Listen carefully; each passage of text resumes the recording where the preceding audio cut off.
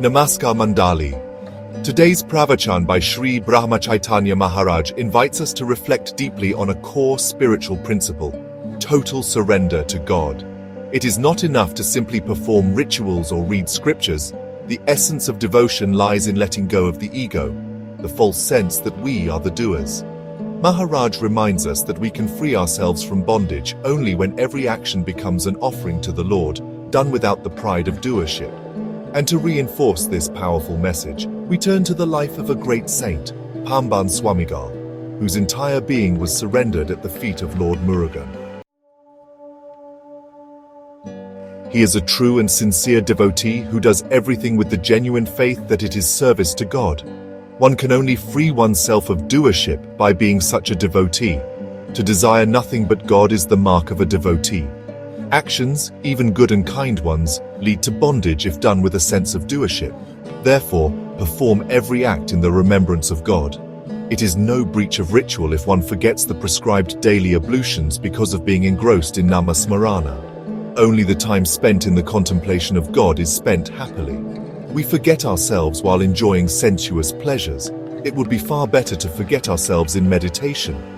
Implicitly obeying the Sadguru is tantamount to surrendering one's volition. Such obedience effortlessly wipes out pride of doership.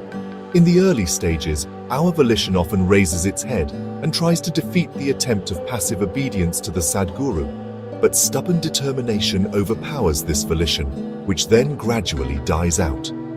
Never disobey the Sadguru, even if it costs you your life. Obeying the Sadguru is the means par excellence to stamp out body consciousness. Take care of your duty as well as of your morals, and keep company with the godly. Saints and householders may both lead a family life, but the former attribute doership to God, while the latter claim credit for themselves. If you assume doership, you will naturally have to bear the good or bad consequence. If a man's wife falls ill, he spends sleepless nights to nurse her. Can he not then similarly forget himself and strive tirelessly for God? This is certainly possible where there is real yearning for God.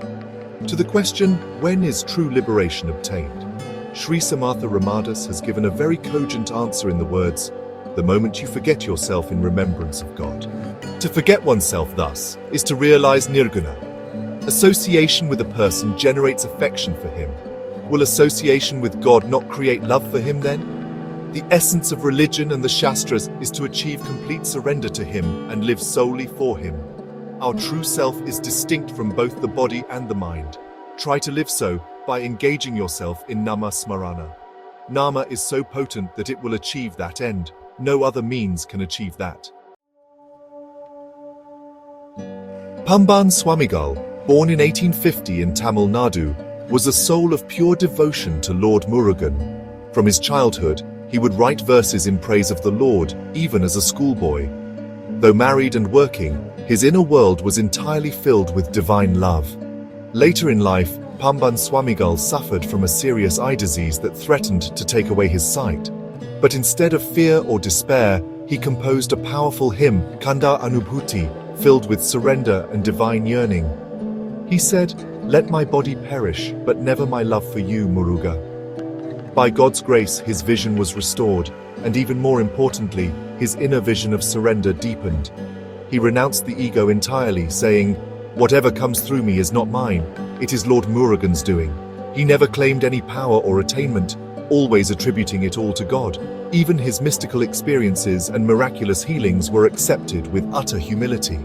Pamban Swamigal's life illustrates exactly what Maharaj says: give up the pride of doership, and let your life be an instrument of God.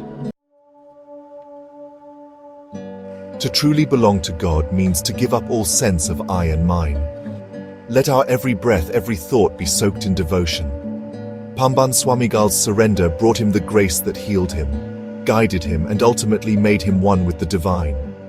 As Shri Brahmachaitanya Maharaj says, the moment we forget ourselves in remembrance of God, we attain liberation.